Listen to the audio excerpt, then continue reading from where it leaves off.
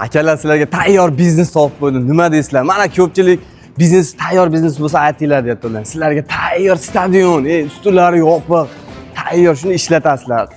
Kuniga 600 ming so'mdan kelib tursa nima deysizlar? Kamida 600 ming so'm. Agar sezoni boshlansa, undan ham ko'p keladigan zo'r variantda stadion.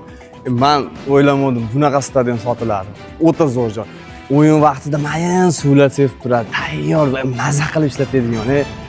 Ushbu stadionimiz 22 metrga 41 metrlik tayyor shunday tayyorlangan.